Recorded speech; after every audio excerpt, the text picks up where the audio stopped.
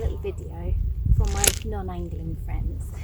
So I don't know about people who fish and people who don't fish, but every time I say to my friends, oh yeah, I'm going fishing for 3 days, and they go, oh, that's going to be really boring, and you're just going to sit there and watch a float for 3 days. So this is going to be reality versus what people actually think happens in those 3 days of fishing.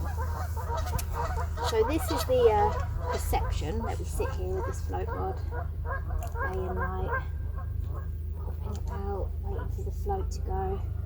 When it gets dark, we put our head torches on, we sit there watching a float, trying to catch some little fishes to probably take home and eat, because that's what everybody thinks that we do.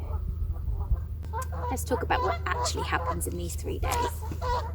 Carp fishing reality. We have this extremely posh scaffolding that holds these beautiful carp fishing rods and reels.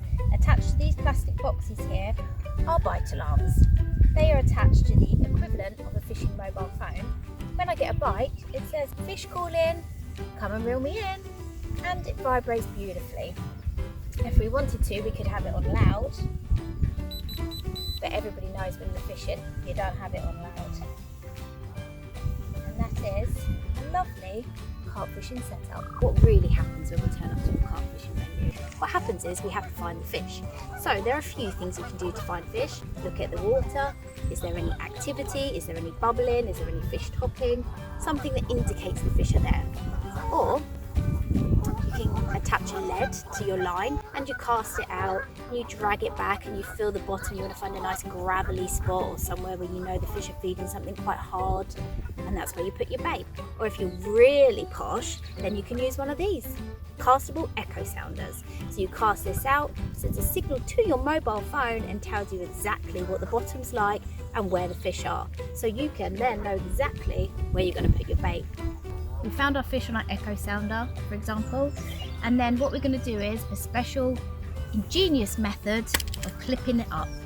So we're going to take our line, we're going to wrap it around our clip, and then we're going to know exactly where we've got to cast to.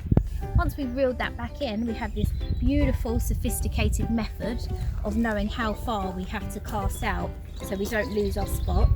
And we simply wrap our rod around these distant sticks, however many times, until we hit that clip, and then we know exactly how far we've got to cast our bait every single time accurately.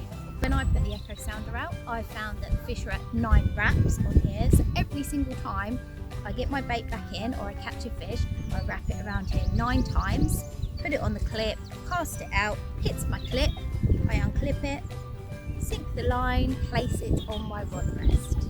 My rig is out there looking beautifully displayed in a perfect spot where the fish are feeding. Now I need to put some more bait out there, and I use this spom.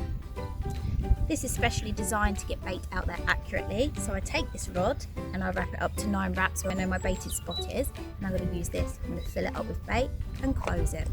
I'm then going to cast it out like a little missile, and then when it hits the water, it opens, ta-da-da, sprinkling my bait in a beautiful position right on top of my hook bait. Bait-wise, worms and maggots are very effective baits, but that's not all we use. We use something called boilies as well. So this is a rig, this is a hair rig, this has got a boilie on it. I'm going to place a melting PVA bag onto the hook for when I cast it out. When that hits the water, that's going to melt lovely. Place some nice tasty morsels around my hook bait. I've got a fish, beautiful fish, I'm very excited at this point. So I'm going to transfer the fish into this net. I'm going to net my fish, lovely. Fish is in the net, what happens next? I get this flotation sling and transfer the net into the flotation sling. Once my fish is in the sling, in the net, we're safe, break the net down, bring it over to this beautiful fishing memory foam mattress, which is nice and wet, just how a fish likes it. Open up my sling, unhook my fish, take my net out, zip this up, and then weigh my fish. So what's happened so far? We've caught our fish, we've transferred it into our sling, into this nice soft wet mat. Then we're going to check our fish over. If there are any obvious signs of damage to the fish or a little bleeding where the hook was, we're going to treat it with a special fishing and first aid kit for fish. And we're going to treat any signs of damage. It may not be caused by us, it may be caused by the fish spawning or rubbing on something. So we're going to make sure we look after our fish, so that gets taken care of. Then whilst that's setting, we're going to weigh our fish. So then we're going to hoist our fish up to the scales. Obviously, I use a tripod because I'm only little and I'm a woman. We weigh our fish and we have a new PB at 45 pounds. Yay! Weighed, lovely new PB, celebration time with a glorified selfie. So we open up our sling and we gently lift our fish up for the camera and take a lovely photo. And then, guess what? We do not take this fish home and eat it. We take it back to the water and release it. So we take our sling, we zip it all the way around so the fish is nice and safe. We then transfer the fish back over to the water. We open the sling and allow the fish to swim away. And then we applaud ourselves for being such great anglers and watch our prize swim away. On to the sleeping arrangements. And guess what, people? We don't sleep up on a rolled up mattress on the floor. We love our sleeping bag. We have these beautiful fishing beds. And we have waterproof covers, sleeping bags, and these lovely block mattresses. Makes it all very cosy, like a home from home. And I've slept in here in -5. I'm not wet, I'm not cold, I'm very comfortable. Have my radio, have my fishing mobile phone ready for my phone call to catch my fish. It's all very civilised and cosy. And when we're fishing, what do we eat? Well, we can eat anything that you can eat at home. We don't have sandwiches and a flask of tea. We have a nice little cooker set up. We have a nice kettle and cups and cutlery, and we can eat anything that you can cook at home. I can cook on here.